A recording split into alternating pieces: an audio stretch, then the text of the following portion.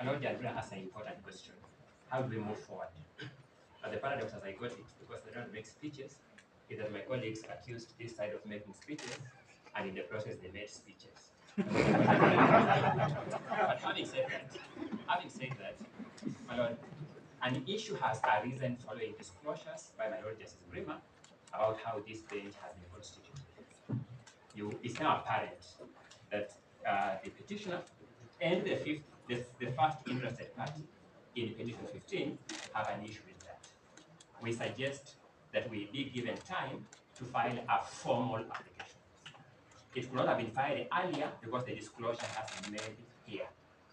And since that issue goes to the core of your capacity, it ought to be resolved preliminarily. Whether you have been properly empaneled is the most preliminary of preliminary issues.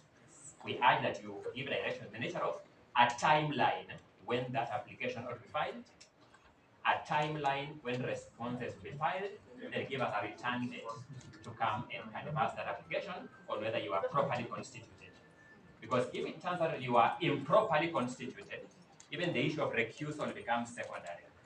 But if it comes out that you are properly constituted, then the issue of recusal now follows. I urge that if we follow that route, in accordance with my teacher's guide and Professor Kindiki'S, there will be greater order and coherence. And I thank you. My Lord, is that an adjournment? Is Mr. Ongoya applying for an adjournment? Because he's saying, and perhaps wrongly, that even the recusal application comes after the termination of the question or panel.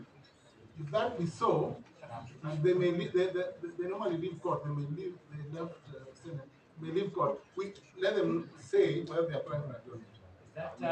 Is that remark they normally leave court, the left Senate, palatable in this court, my lord? I mean that. No, because it's an adjournment. No, is that remark palatable before my lord and my lady? But because we have decorum at the bar.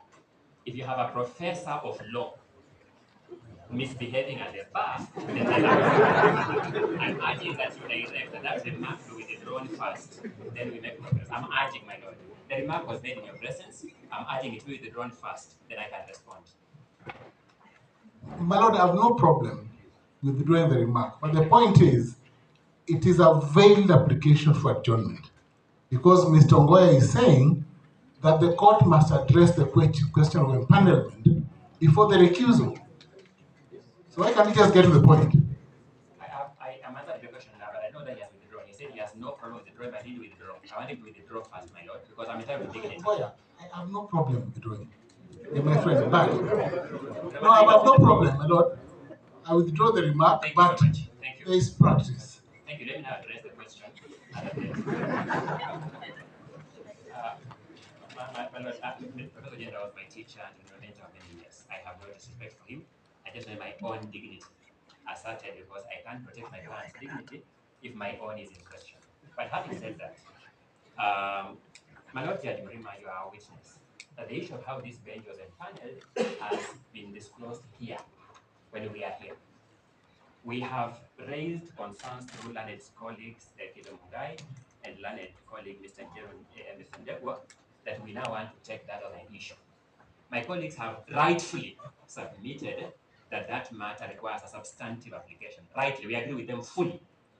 But you'll agree with me that if you are improperly constituted, then you cannot make one more step. It's therefore in that regard that my Lord Judge Grima asked, how do we move forward? I also had my learned mentor, Professor Kindiki'S, again ask, how do we move in an orderly manner? I'm suggesting let that substantive application be placed before you. Being as preliminary as it appears on the face of it, give back-to-back timelines on the compliance by the parties. Let the parties come and now formally address you on that question. Let us have a determination on that question. I humbly pray. So, Chief, again, on how to move forward. Thank you. Allow me, my lords and my lady, to address the issue of disclosure, which is actually being attributed to Mr. Justice Grima. And sometimes it's good to tell the truth, because the issue of how this bench was empaneled has not come to light. It is now. They actually knew of it, and this, or should have, they would have found out. The letter which was written this morning, which we have it was received on it was written on the 20th of October, as actually one pertinent question disposing whether the file was actually taken to the Chief Justice and at what time. So they are actually knowing something regarding that. Then we are dealing with constitutional functions under Article 165(4), which means they were saying only the Chief Justice can constitute this bench. So they actually knew how the bench was constituted, and then possibly the only reason we should be given is why the file was taken to DCJ, possibly because of the absence of the Chief Justice. They will have to take themselves to why we have the Chief Justice being the head of the judiciary and the Deputy Chief Justice being the deputy head of the judiciary. In the absence, that's what the Constitution provides.